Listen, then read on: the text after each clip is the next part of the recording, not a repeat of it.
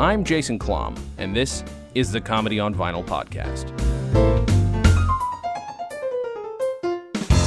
The year is 1960. The album is The Button-Down Mind Strikes Back. The artist, Bob Newhart, and my guest is Griffin Newman. Thank you so much for doing the show. Oh, please. Thank you for hounding me consistently to make this happen, because I'm bad about remembering to do things. I get you. Yeah. I totally understand. Why did you pick Bob Newhart? And this album. Yeah. I mean, he's one of my favorite comedians. Mm-hmm.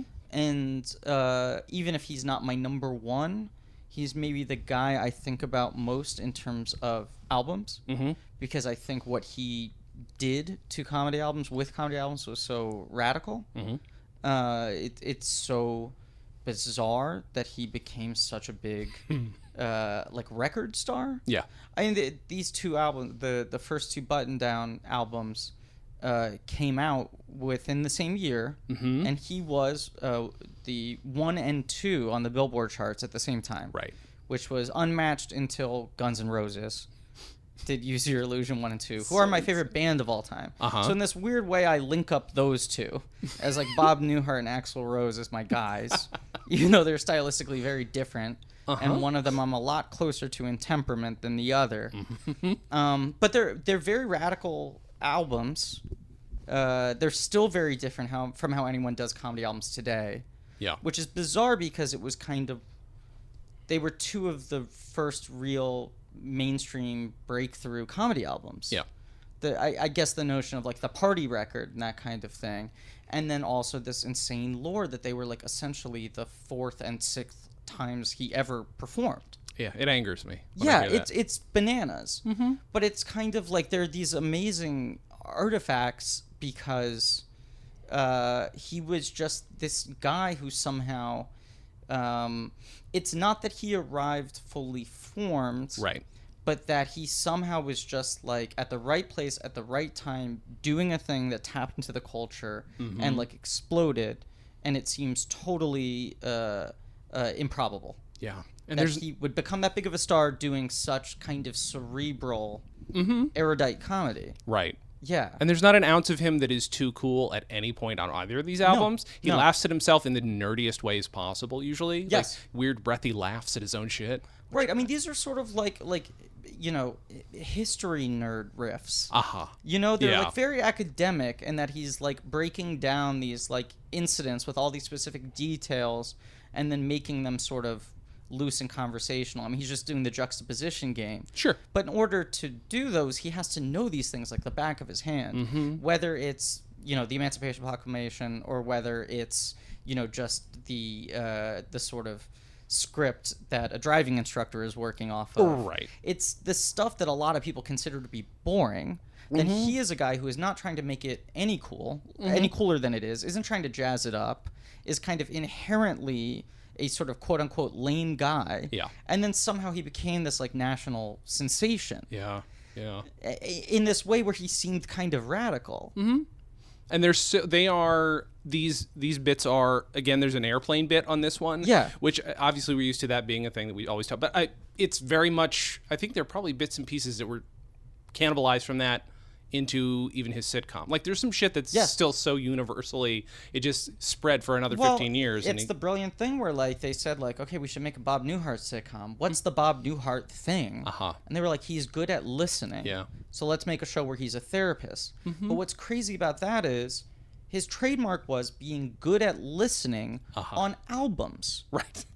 Like when you watch him perform, whether you're watching video of him doing stand-up or whether you're watching him on sitcoms, he is one of the great comedic reactors. Absolutely. And obviously if he's on camera, you're seeing his sort of facial expressions, you're sensing his body language, these things that really kill it.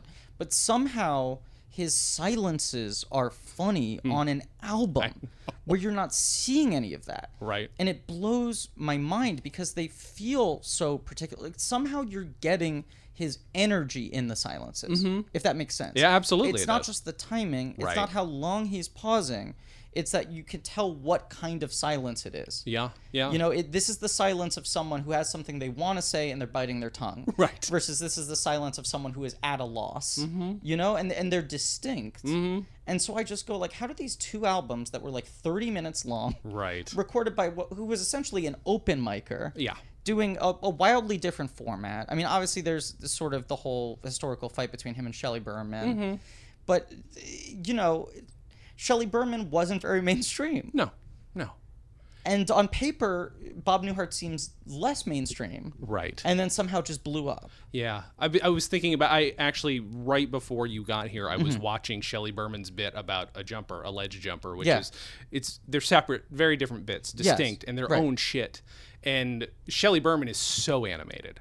Yes. So, like, vocally, too. Yes. He's like, okay. He's just, like, much more, like, I don't know, like a more Jack Lemmon energy. It's just like... Shelley Berman was Compass Players?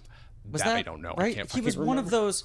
I forget which one, but he was one of those early sort of experimental improv comedy groups like that. I think that's right. That sounds right. But someone will ream me for saying the wrong thing. But he definitely comes out of that sketch comedy tradition. Sure. Where he is trying to sort of, you know, people the stage. He is trying to do a one-person scene. It's more of a theatrical skill piece. I don't say any of this in any backhanded way. No, of course. Shelley Berman's great. I only got into the Shelley Berman albums years later after realizing, oh, wait, there's this question of whether or not Newhart was lifting from him. Right. But I do think it is just sort of, to a degree, a parallel thinking thing. Because even when they have bits on the same subjects, they are so radically different. Yeah. And they're so specific to those guys' perspectives. For sure. It's the equivalent of, you know, airplane food bits or whatever it is. And this is a time where, like, stand-up is really kind of transforming, and you're having people trying to push the boundaries of what it is. Kind of makes sense that two guys would come at it from the same angle. And then the other nuts thing with Newhart is that, like, the origin of him doing these albums is that he used to do these bits with his friend over the phone. Yeah. That it was like he was a patent clerk, right? I think so, yeah. And his friend worked in some other office job, and they were both bored and had too much free time on their hands. And they would call each other and have these, like, you know, comedically banal conversations. Right. What if, you know, this famous historical event, this extreme circumstance, sounded as boring as two guys who don't have anything to do during office hours calling each other? And then he eventually said to the guy, I hate being a patent clerk. Or he wasn't a patent clerk. I'm sorry. He worked in the unemployment office. That makes sense. Because the thing he said was that he started realizing that the people he was giving the unemployment checks to made more money than he did working at the unemployment office. That's the big moment. So then he realized that maybe he was a patent clerk at some earlier point. But I know that was the final moment where he said, why don't I make a go of this and see? And he's pretty old at that point. I mean, not like ancient, but he's not 19 years old. He's had a life. He's married. I think he already has his kids at this point.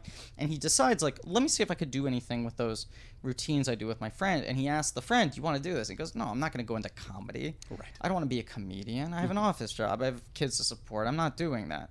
So Newhart essentially just lifted half of those bits with the guy's permission. Sure. But where Shelley Berman was going, how do I write a one-sided conversation and make it feel like a full scene? Newhart just cut out the other half of the dialogue, which shouldn't by work. nature should not work, because the thing is, like, you would think there's so much information missing, I'd have to telegraph so much that it would no longer be funny. Right, because they're Nichols and May routines, essentially, that he removed one half from. They're these improvised, conversational, you know, sort of behavioral comedy routines that he took the other half away from.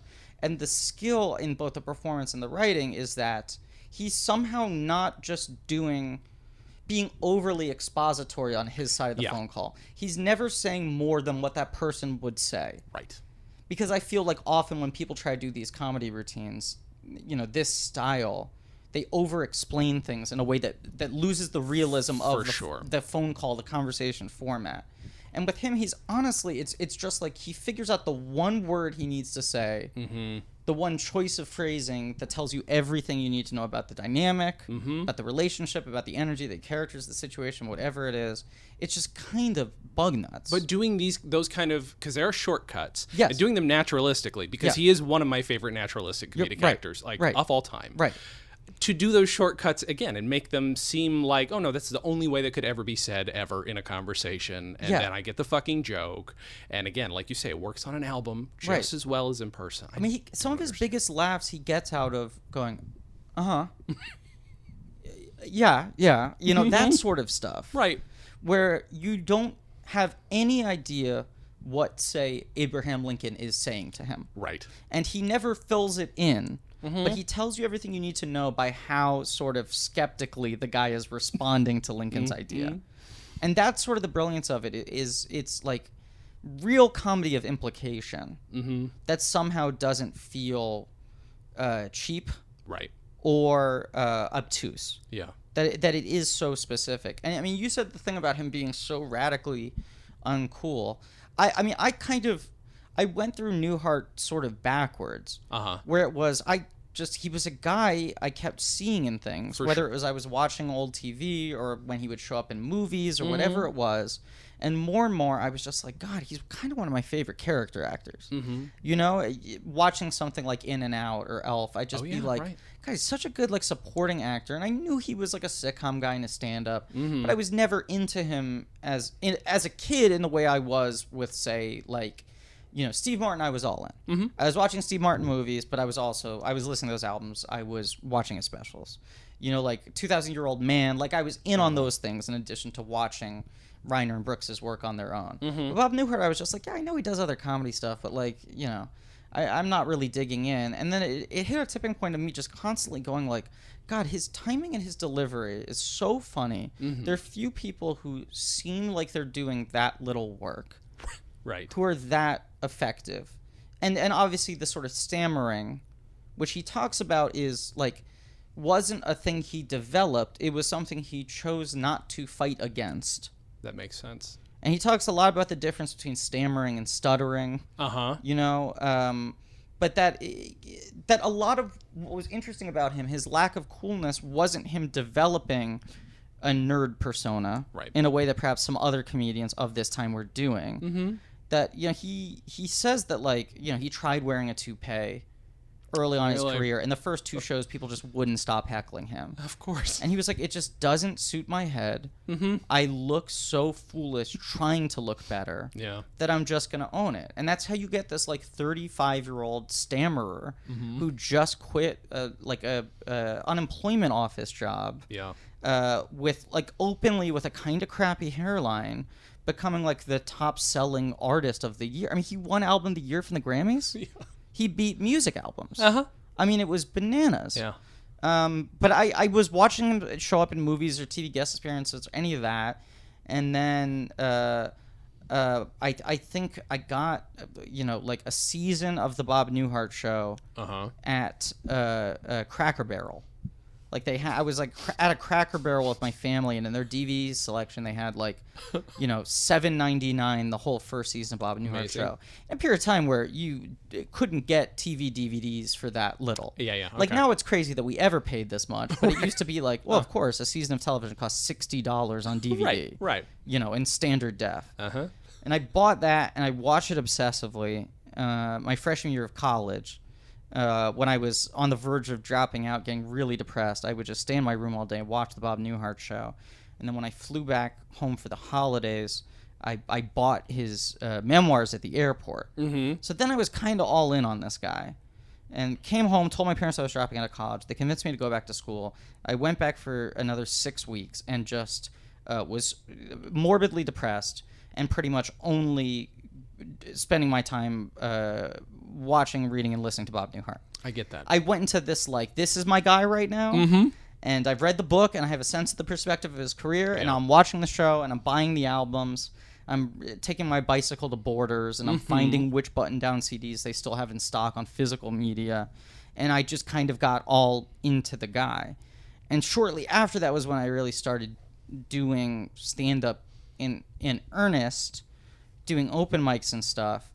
And, you know, I only had maybe one or two bits that I feel like I was very consciously like, this is a Newhart bit.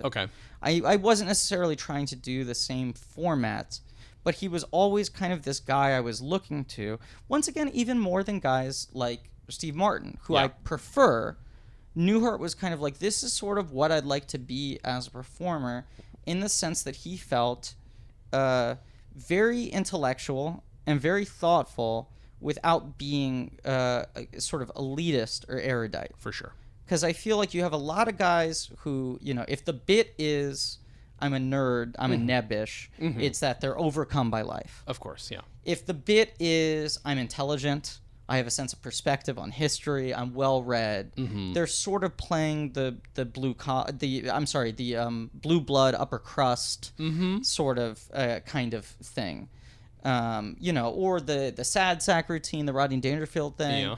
I mean, he's combining elements of all of these, but they never felt like they were an affected, I'm going to pick this one element of my personality and play it up. For sure. It sort of felt organic that he was all three of these guys at the same time, in the way that most of us are a couple different people at odds with ourselves. But if you look at stand-up in the 60s, very often people would just pick the one thing and double down on it. Yeah. And so for him to find this weird kind of a persona that's harder to get a handle on because it's not heightened, he's not making himself into the sort of the in quotes version of himself. Right. But then also to do this very daring approach to format is kind of bug nuts. And the answer is that only happens when a guy has just quit a job, feels like he has nothing to lose, and doesn't suspect that anyone will ever listen to this album. Yeah. You're right. Yeah. Because it's not character comedy. No. At all. No. But as you say, there's going to be a level of persona. But he's got this, and again, maybe I do wonder if I'm taking for granted general public knowledge of shit that he's talking about, where I feel like, I don't know. Sure. You know what I mean? Like, I do wonder what if it would work now if you were to get up right now and do this entire album for a group. What would play? I mean, it gets to that zone of like, when I go down rabbit holes of watching old Simpsons, I sometimes have to remind myself, like, this is kind of the first time that someone was calling out something like this in a TV show. Yeah.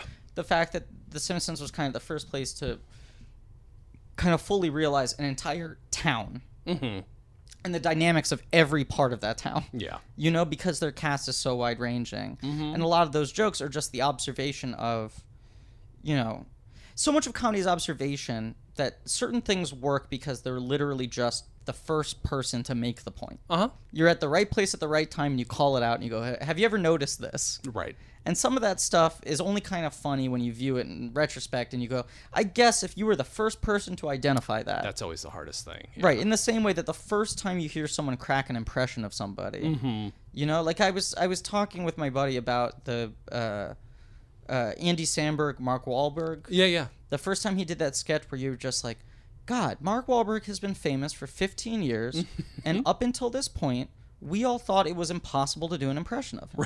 Right. It just didn't feel like there was a thing there.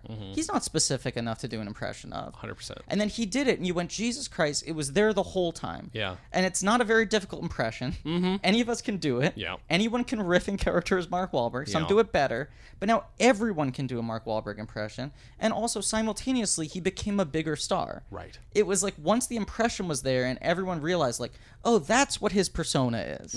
That's the quality. It felt like Mark Wahlberg leveled up to this other thing. That's a good point. And Newhart has an element of that where it's just like some of these things where it's like, okay, he's doing airplane humor, he's doing DMV humor, you know, he's hitting Lincoln. You ask how much these things were in sort of the general vernacular at the time, and I wonder if it was more that these things were kind of unspoken at the time, that he was going out on the limb of, here are things that we don't really put thought into. For sure, yeah. That either we're told in school or the most mundane parts of our day, types of people, weird sort of linguistic choices, terms that people use. And he was just kind of the guy calling them out. The reason why these albums still hold up today is that the writing and the performance are so precise. For sure. That there's sort of just inherent comedic energy to how he's doing it and not just what he's riffing on. And he does some brilliant front loading with, actually it's good that you brought up The Simpsons, because there's a bit that, I mean, the Monkeys bit, The Simpsons totally stole. They did it in their own way. Right, which is like maybe my favorite comedy bit of all time. It's perfect. And it's what, like 25 seconds? Yeah, it's very short. Right, and it's just perfect. But it's that kind of that the joke is almost just the setup. And then you wonder how he could make the payoff any funnier when he's already explained the gag in the setup. Right. And the answer is in just the specificity of the thing, who the person is who's saying the thing, and how they're saying it. Right. Because that premise, the joke is half there before he even says, and it would go a little something like this. Yeah. Which you realize, like, when I started listening to his albums, I went like, oh, when people are making fun of hacky comedians, they're sort of making fun of the people who were ripping off Bob Newhart. Yeah, 100%, yeah. I mean, just that setup of like, I was thinking the other day. I mean, that was sort of his real thing because he had to set the stage for people to understand the circumstances of the scene he was going to do. Yeah. Because he was an act-out only comedian. Right. That was always really fascinating to me, that he was just act-outs and setups. What's the stuff that you did that you were talking about earlier where it's like, oh, this is a Newhart bit. This is like, can you talk? I mean, Yeah. I used to do a bit that was about the idea of when people come up with like absurd dares, like a really disgusting or really embarrassing or really painful thing, and they go like, you wouldn't even do that for like $1 million. You wouldn't do that for $1 million. You're seriously saying you wouldn't do it? $1 million, $2 million, you wouldn't do it. And the bit was, I think through this logically, there's no way I would ever take the money, because think about having to spend the rest of your life explain to people how you became a millionaire. So I would do that setup. Yeah. And I go, and I think it would go a little something like this. I didn't say it that way, but I would, I'd set the stage in that way. And at this point in time, I would bring a boombox with me on stage, because I wanted to be like, Galifianakis or any of the people who were playing instruments on stage and could have that sort of scene mood setting, but I have no musical ability. So I would make like a playlist. I'd burn it onto a CD and bring a shitty boombox on stage that I'd stolen from a summer camp I worked at. And I would play music. I'd play this orchestral suite. And the scene was a guy bringing a date back to his mansion afterwards, and he's running through all the stuff he has, showing her his collection. This is my library. It's all first editions. My bearskin rug. This and that. And how did I make my money? My friends bet me $2 million to get fisted by Shaq.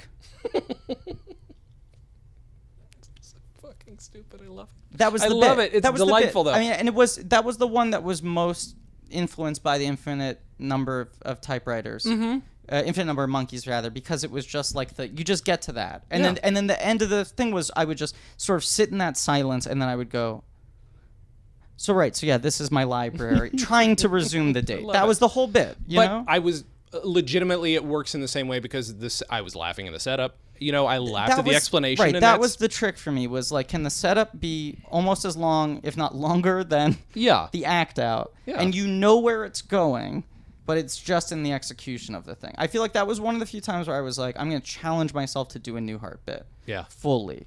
And I don't know if I had many other bits that were that fully set up in his format. Right. But I definitely would try to take elements of it.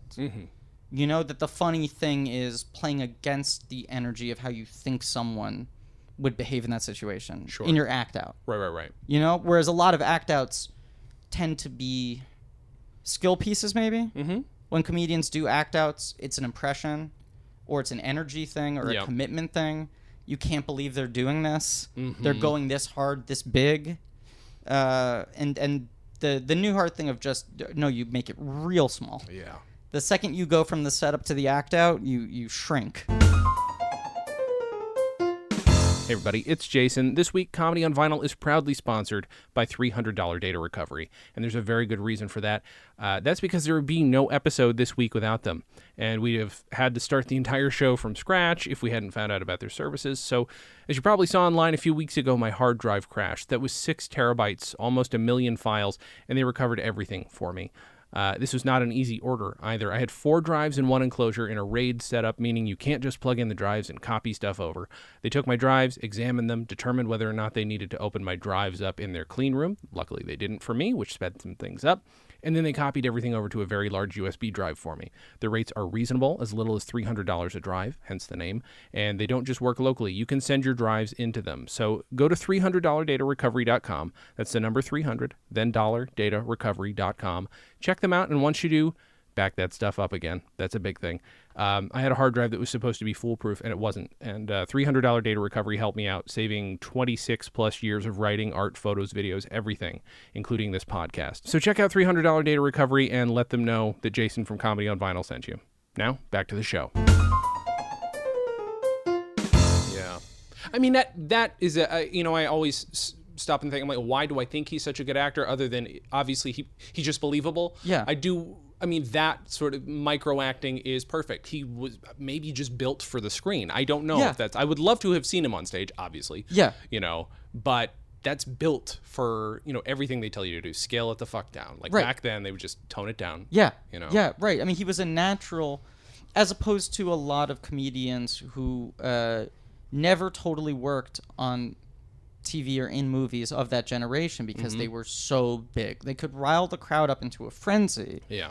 But on TV, it just kind of felt desperate. A lot of those sort of shtickier guys. Right. And so it's one of those things where you go like, almost, it makes sense that he became a sitcom actor. It makes sense that he became a character actor.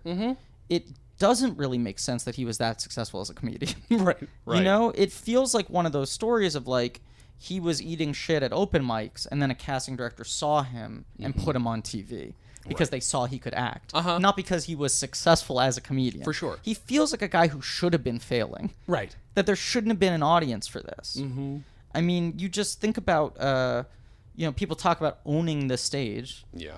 And when you are performing in a club, and, there weren't alt rooms at the time. He wasn't performing at, Largo. Right. He was performing at, like jazz clubs, and he was performing in Vegas. I mean, he was at the same sort of venues as, like, the Rat Pack and stuff. And obviously he becomes famous pretty fast, but still, like, these audiences come out and they're drunk.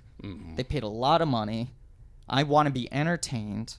And so often they will smell the fear on you, which is why so many sort of low energy comedians will try to own I'm going to make myself even weirder. Right. I'm going to be a weirdo so the audience can start laughing at me immediately because I'm clearly the butt of the joke, or I'm so nervous, or I'm so dorky, or whatever it is. Yeah. And he just kind of feels like, you imagine if he's coming on stage for the first time, like, why is my friend's dad doing comedy? Yeah. This is my friend whose dad is afraid to punish him. Yeah. And now he's getting up there to do a stand-up routine, and you're probably just feeling embarrassed and nervous for him.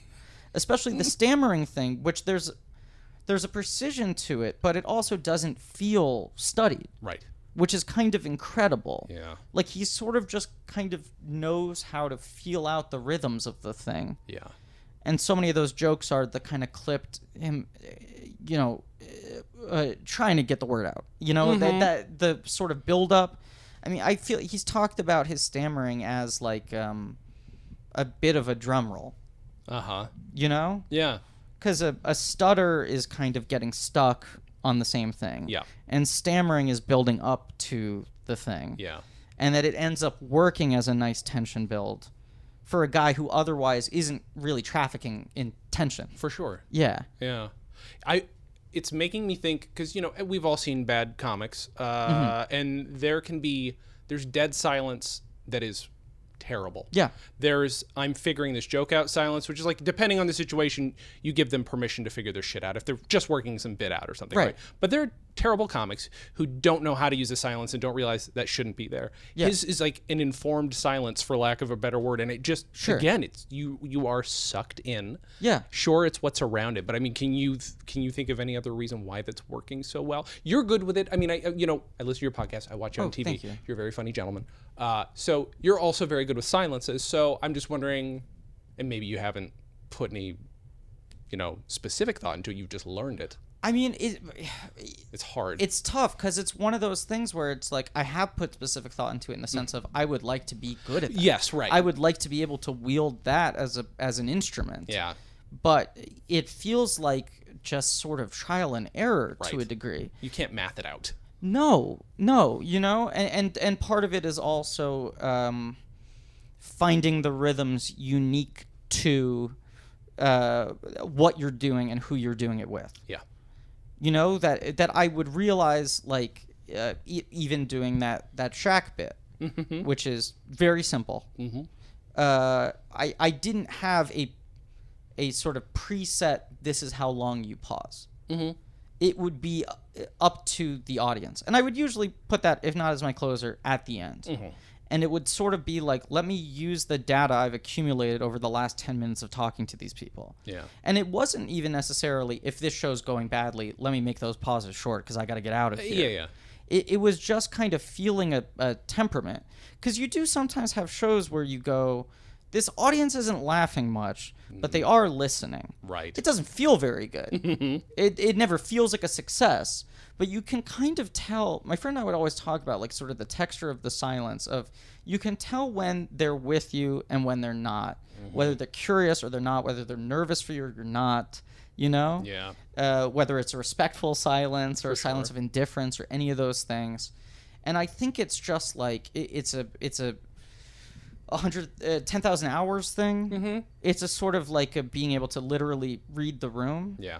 And then something like my podcast or something like doing the Tick, you know, where like, Peter is a comedian. Sir Finwich, who plays the Tick, is a comedian, comes from sketch comedy, comes from theater, and so we're coming from similar backgrounds in certain ways at very different levels of experience and the actual work. But in terms of spending that much time thinking about the math of comedy and then trying to make the math not look formulaic. Yeah. So that's something where you sort of just kind of feel it out and play it out. But then something like doing my podcast, David Sims, who I do my podcast with, who I think is an incredibly funny person and makes me laugh more than most people in my life, is not a comedian. He is a film critic. Yeah. And we just have similar senses of humor, and we have similar inspirations comedically. Okay. But he's not a performer. I mean, he hates any time we have to do any sort of live show thing. Really? Yeah, I mean, he feels comfortable enough in the space when we're in a studio and the only people who are listening are our friends. Yeah. Our producers, our friend. Yeah. You know, our guests are our friends. And I find that he picks up really well on what I'm throwing down comedically. And also, I mean, I think that's sort of when I started feeling like we should do a podcast together was he would sort of act out people's careers in that kind of way. We would talk about like actors or directors and would be like, I guess they were probably thinking like, and he would act out what like, Mel Gibson's internal monologue was in writing Hacksaw Ridge or whatever. And I would always just find it so funny. Yeah. But it was a lot of the same kind of Newhart thing. Yeah. Where what was funny was that he wasn't acting out grand proclamations. He was acting out the sort of slow build of the thought process of what you were doing. And I feel like, I had to learn a sense of timing with him and a timing with Peter. I learned a timing when, you're on stage inherent to each bit, but also inherent to each audience. Yeah. And I really think it is just to like, I do a lot less stand-up these days, and who knows if I will do more of it at some point, or if I, that was sort of just a chapter of my life. But I feel like my friends would always criticize me and say, you could be a lot more consistent if you were more precise. Like sometimes you kill so hard, and sometimes you don't. And it's because you refuse to do the things that you learned worked. And it was because for me, and this wasn't any sort of great ideological stance, it was more sort of maybe self-destructive curiosity. Anytime something worked, I would always be interested in then altering the formula again. Yeah. I was like, so that worked. That was the greatest laugh that bit has ever gotten. Yeah, now let me do 2 more shows and try one where I go 10% in one direction from what worked and 10% in the other direction from what worked. Right. And then maybe I retreat back into the other thing. But it was, I think you only learn how to use silence like that if you're just constantly experimenting in that way. For sure. And Newhart had the, 8 years of just doing phone calls with his friends for a one-person audience, someone he knew was locked into the same sense of humor that he was. Right. And it was only for his own self-satisfaction. So I think he just sort of established his own metronome. Because by the time he finally got up in front of a real audience, he was weirdly fully formed. in terms of, I know what I'm doing, take it or leave it. Yeah. I don't think he was that confident in how he said it, but he was just like, this is the kind of comedy I want to do. Yeah. I hope there's an audience for it. Right. But I'm not going to try to come out tomorrow and do Shecky Green if this bombs. Yeah. Even with gaps, even with silences, even with taking his sweet time. Yeah. He's still going as fast as the bit needs to go, no slower. It is. Yeah. He is persisting. Those albums are tight. I mean, and they're short, and the bits aren't incredibly long. Occasionally, I'll have one that runs a little bit longer. Yeah. But they don't overstay their welcome. And I think that's like a trial and error thing. Yeah. Yeah. It was occurring to me as I'm listening to it and as I'm just reading more about you, it is occurring to me that you bear enough of a resemblance. If they cast you in a Bob Newhart biopic, would you do it? Yeah, of course. Okay. Of course. Okay, I've thought about it, and there was definitely a period of time where I was trying to work on the impression. I haven't done it in a while, but there was a period of time where I was like, I should have more impressions. Your voice is close enough. It's now occurring to me. I think I could do it. I mean, as I get older, I move into... He's got more of a Midwestern thing. For sure. But I feel like I could affect it if I had to. I mean, I would happily... do that. Say Warsh. I'm pretty sure he says Warsh. Warsh, if I'm not mistaken. yeah. There's a lot of that. A lot of the stuff my dad says. Yeah. Very comforting to me. Sure. He does sort of feel like your dad, though. I mean, that's the kind of thing. Not like your dad. I'm saying I haven't met your father, or like my dad, but he just sort of feels like one's dad. And it's very rare that someone whose comedic identity is your dad isn't embarrassing. Absolutely. Yeah. Absolutely. Do you... Okay, so outside of... We didn't even go over what the Monkeys and Typewriters bit is, but I mean, I feel like we've talked about it enough. Are there other bits either on the first... We can talk about any... How many of his albums have you heard? Have you heard them all, do you think? There's a ton of them. So I feel like at least the first 5. Okay. I mean, what? They're the first 3 button-downs. There's the button-down on TV, which I'm not as familiar with. I don't know that one. Yeah, There's the Windmills one. Yep. That one's crazy. That's kind of a crazy one. The windmills are weakening. I mean, I'm not a completist. I'm not an expert, but I'd say I have a pretty strong working knowledge of like the first 5 years of his stand-up. Yeah. Yeah. Well, that's more than I've got. So I'm just curious if there's stuff, if there's anything that stands out that we're not talking about, or even honestly, even episodes of his show, because I love that I have somebody on here that knows the show well enough. And weirdly, I've barely watched any of Newhart, which I feel like is the more popular one now. For whatever reason, I just in that moment got very deep into the Bob Newhart show. The Bob Newhart show's better though. I mean, I grew up with Newhart, right? Yeah. And I loved it, and then finally Nick at Night started airing. I'm like, oh no, this is it. Yeah. This is, and you're watching. You can watch sitcoms and clearly see people evolve as actors. Yeah. I don't know that he does, and I don't care. Right. I don't know if that happens. What Maybe about gets you? more comfortable. Sure. I mean, there's that thing. I do believe anyone who's been doing something long enough starts to have the energy just of a professional. Yeah. It's the kind of thing where the feelings, the difference between someone in med school and a proper doctor who's had a practice for a long time. When a doctor talks to you with a certain level of comfort of, I have been asked this question 5,000 times. Yep. I know this. He certainly grows into a certain confidence that way. Apologies for the vacuum cleaner sound in the background. We're at That's what a filters hotel are room for. right now. I'm not vacuuming while talking. But sorry, what were we talking about? Specific bits. Yeah. I mean, the Abe Lincoln one is a big one for me. Sure. Just because that feels so sort of inside baseball for its time. And it feels like what's kind of crazy about it to me is that this is when he was on the absolute, it's only getting louder, this vacuum cleaner, the absolute outskirts of show business before. And that's on the first album. That's the first track on the first album, I think so. is, yes. The Abe Lincoln Button Down one? Mine is Abe Lincoln versus Madison Avenue is his opener. And I listened to that bit and I'm like, this is the best sort of exploration of network notes I have ever heard. Yeah. Now that I've been lucky enough to work on some TV shows and listening to the maddening rounds of questions and notes that you get, where they second guess every single thing, while also acting like they love you and that you're going to be a big success. And it's tinged with so much fear that they're trying to hide of, I think you're going to fail and I'm going to get taken down with it.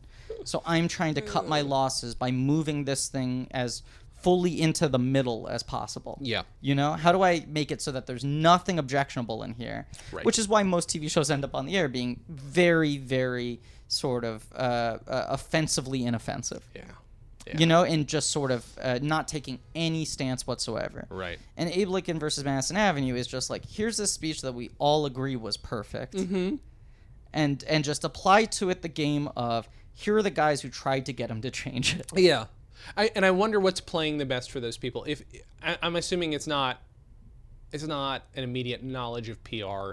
That's what's crazy is you go like, because he's doing a very specific impression of a PR guy. You know, he's not a transformative actor. You know, he's not a character comedian, but he does really change his speaking rhythms and his verbiage. I mean, he's more fast talking in the Madison Avenue one, and he's got less of the stammer going on, for sure. And so much of it is this type of guy. You know, we love it. We love what you're doing, Abe. Let me just throw out a few quick suggestions. And I go, how did people have a frame of reference for this guy? Right. Or was it just that the guy was inherently funny and they didn't get it was a realistic portrayal? Right. I wonder that myself. Because I'm trying to think, what else could it be other than we all have shitty bosses? Maybe all shitty bosses have an element of this in them. But I don't know, though. Because typically you think of a super oppressive boss that you've got to bring home to the wife and show around. Right. This is a very, I don't know what the fuck it is. It's this sort of killing you with kindness boss. Yeah. The person who tries to act like they're supporting you rather than being the gruffs or a taskmaster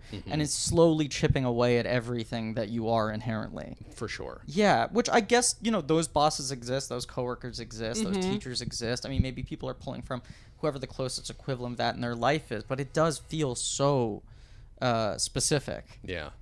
And just that sort of, I mean, what you're saying about was this stuff common knowledge then more so than it is now? Right. But sort of, you know, you grow up learning these Lincoln quotes.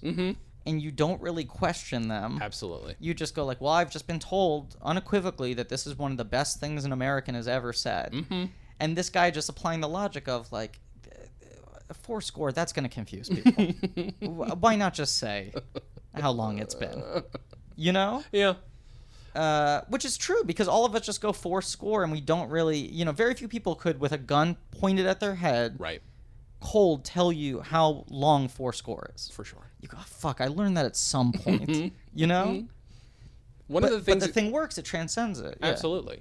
I think the thing that struck me when I was first, because I had listened to these, the first one before I ever started the podcast, but you get into it and people are requesting shit you've never heard before. But the one thing that stands out to me, just as in terms of acting, faking a laugh is one of the hardest things I've ever even tried to do as an actor. Yes. His laughs in character are perfect. Yeah. They are perfect. Yeah.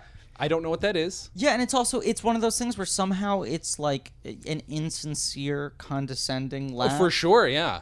But it's like he's playing a bad actor. Yeah. Which is another one of the hardest things to do is to play someone faking something poorly. Yeah. But not in a way that is just tipping your hat to the audience. Right. It's pretty incredible, yeah.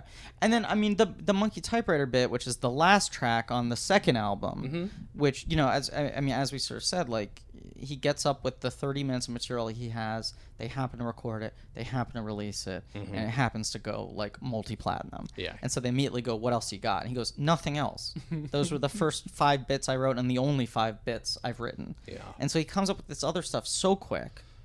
Which is kind of crazy. I mean, he's just in this moment where it's just, I guess he's in sort of a flow state. Because the output slows down. Every year after this, it becomes a larger gap in between. Sure. You know, it's 2 albums the first year, 1 album the second year, and then they start to become stretched more and more out as he goes more and more into TV and everything.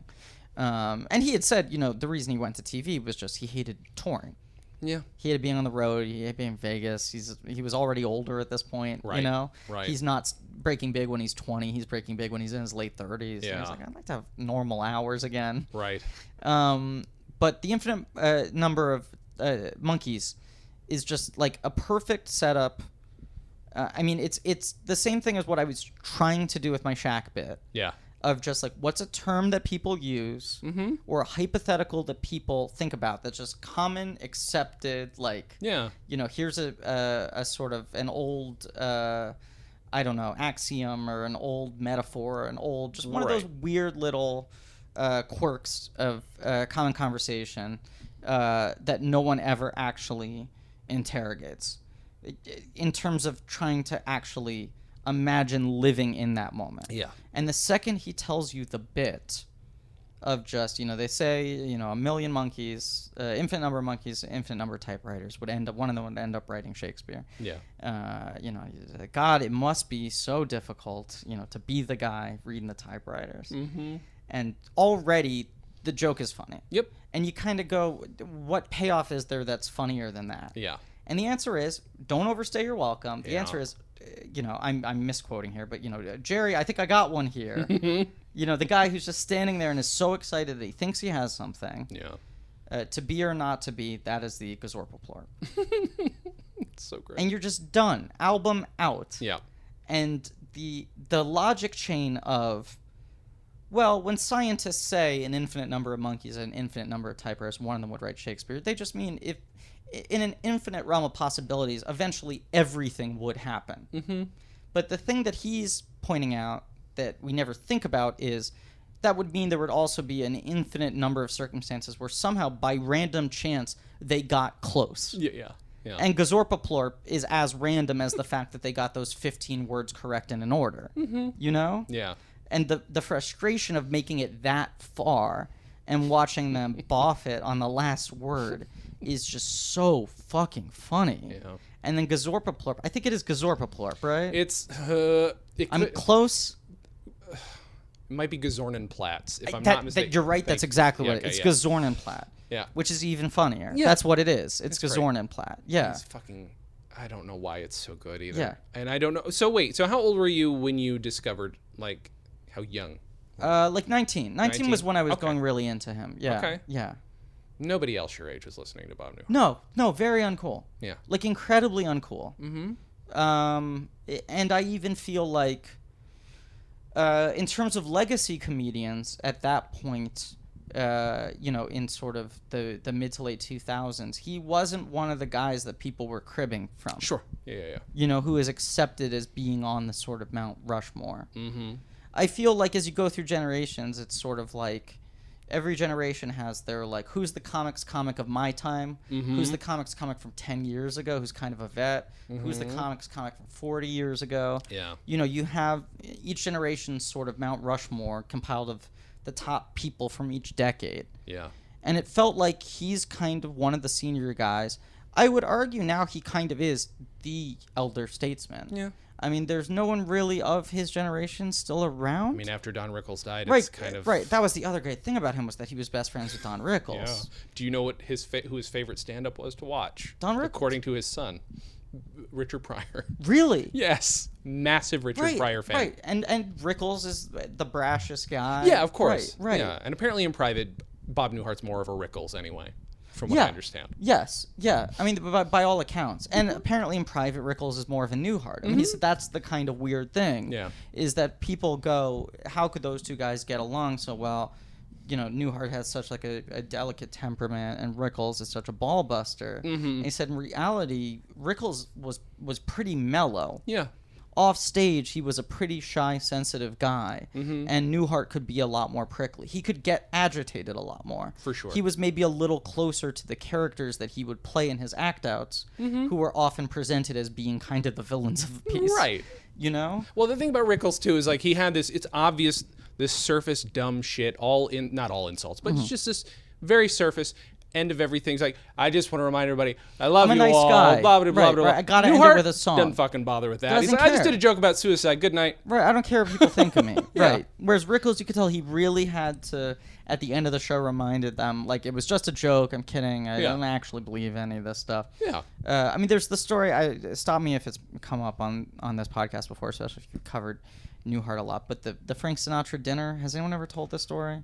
I don't know. I think this is essentially the funniest story of all time. Mm-hmm. And Newhart put it in his book, and he used to tell it on late night as well. I mean, he would tell the story because Rickles never wanted to tell this story because by telling it, he would be owning up to the bit. Okay. So he kind of gave Newhart license to you can tell it. Mm-hmm. But it was early days of Rickles' career before he got married. Because that was the other thing. Newhart's wife and Rickles' wife were best friends. They would vacation together. They go to Disney World together, Hawaii together, which is so crazy to think about. But this is when Newhart and Rickles are both working in Vegas. And Rickles isn't married yet. And he's on a date with a woman. It might have been the woman he ended up marrying. He's on a date with a woman. And Frank Sinatra goes to the bar. He finishes his show, goes to the bar. He's sitting at the bar having, a martini or whatever. And the woman says, "Oh my God, that's Frank Sinatra. Don, don't you know him? Don't you know him?" "Oh, kind of, but Frank, I mean, he's a private guy. You don't want to bother him in a public space like that." Says, "Oh my God, it'd be so great to meet him." She goes to the bathroom, and he walks over to Sinatra at the bar. And Sinatra loves Rickles at this point. He's sort of an adjunct member of the Brat Pack, or the not the Brat Pack, the Rat Pack. Sorry. He was never a member of the Brat Pack. No. I don't think Judd Nelson and Don Rickles were ever hanging out. But he's sort of an adjunct, temporary, swing alt member, of the Rat Pack. And Rickles goes up to him and goes, "Frank, please." And he goes, "Don, come on. I don't like doing that shit. I'm tired. I just did 3 shows." He goes, "Frank, please, this girl, she's really, it's the most beautiful girl's ever gone out with me. Please, Frank." Because I did, Don, I love you. I'm not going to do, it's a slippery slope. You agree? Frank, please. Crazy about this guy's the smartest girl I've ever gone with. You got to just come over for 1 second. Just say hi. That's all you have to do. You don't have to sit. You don't have to talk to her. You don't have to introduce yourself. Just say hi. Because fine, Don, fine. I'll do it the one time. Don goes back to the table, and the date comes back from the bathroom, and Frank Sinatra comes up. And he goes, "Hey, Don, how's it going tonight?" And Rickles goes, "Jesus, Frank, can't you see I'm on a date here?" God damn it. It's so good. It's so fucking good. Funny. But the key to it is that Rickles is kind of acting like a Newhart until the turn. 100%. That it's just the open pleading with this sort of Sinatra might have well been the silent, non-speaking person on the other end of the phone in a Newhart bit. Yeah. It's just the ramp up of the please, you don't understand, stammering, tripping over his words. Yeah, brilliant. It's amazing. That's so goddamn good. I do not want to keep you much longer. Okay. So, a couple things. Number one, sure. If let's say nobody's ever heard about Newhart album, why listen to this one first? You don't have to say listen to this one first, or why listen to this one at all? Yeah, I mean, I'm going to give it a trick answer, which is to say listen to both of these. Yeah. Listen to Button Down Mine and Button Down Mine Strike Back, because they really are of a piece. I think, they really would have been one album. Yeah. Except at the time that he recorded it, he only had half an album's worth of material. Yeah. But, if he had performed for a year before someone recorded him, it would have been these 2 albums together. Yeah. I sort of picked Strikes Back because the Monkees is sort of my platonic ideal of a joke. Yeah. And it's the one that you've discussed less on this show. But I think they are just sort of these lightning in a bottle sets. Yeah. And you can feel it in the energy of the audience. I mean, talking about being able to feel the difference in texture of silence, there's also a way the audience is listening to him that is very different than where most people are where they record a comedy album, which is they are an established act and the audience is amped to be there. Yeah. You hear a lot of comedy albums where the audience is just in the pocket from the get-go because they're so starstruck that they're getting to see the night that this person records their historic album. Yeah. And the Newhart thing, it's like he could have been anybody. And he just happens to win this audience over.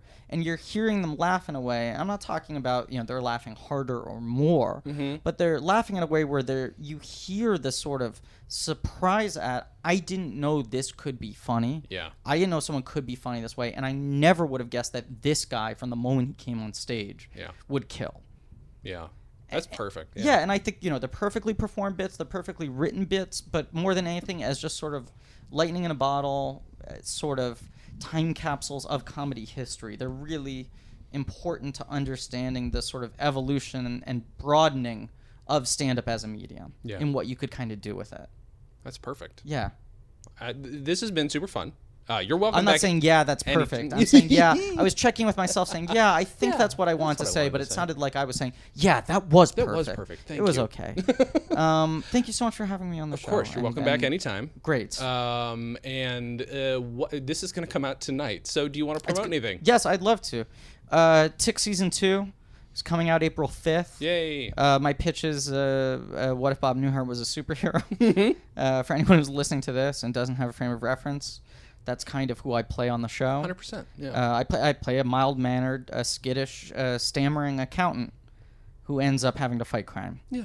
My podcast is called Blank Check with Griffin and David, which is about movies, but it's also kind of a comedy podcast. Yeah, it's a great podcast. We end up getting into a lot of bits. Yeah. It's a great show. Thank you. It stuck in my head the other day when I will very quickly just promote the Writers Guild Foundation. I was there the other your Edward Scissorhands episode was stuck in my head when I was presented with 2 giant tubs of things from the screenwriter of Edward Scissorhands, including her own hand-bound version of the screenplay. Caroline Thompson? Yes. Wow. Her 5.5-inch floppies. So all of her shit is there now, and they're going through that. It's a super cool place. If you guys want to go anywhere to read scripts in LA, that the Writers Guild Foundation is the place to do it. That's They're a great tip. It's amazing. I will do that. You 100% should. Yeah, I would love that. And I'm going to just very quickly tell people, this is rare that I get to do this, but I'm doing a live show this weekend. I am going to be in Hot Fuzz, but I'm going to be in Minneapolis on stage playing Nick Angel in the movie Hot Fuzz. It's a drinking game, which you guys have heard me talk about a lot, where we drink, the audience drinks. Normally it's here in LA, but I'm visiting Minneapolis, and we're doing Hot Fuzz there.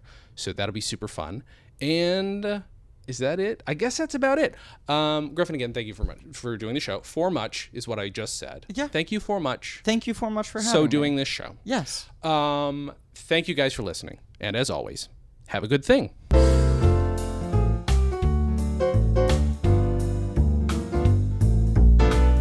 Comedy on Vinyl is a production of StolenDress Entertainment. It is produced by Mike Warden and is hosted and edited by Jason Klom. Our theme song was composed and performed by Richard Levinson. You can email us at podcast@comedyonvinyl.com. You can also send snail mail to StolenDress Entertainment, P.O. Box 805, Burbank, California, 91503. Subscribe to Comedy on Vinyl on Apple Podcasts, Google Podcasts, and anywhere else you can find podcasts. Give us a 5-star rating and write us a review.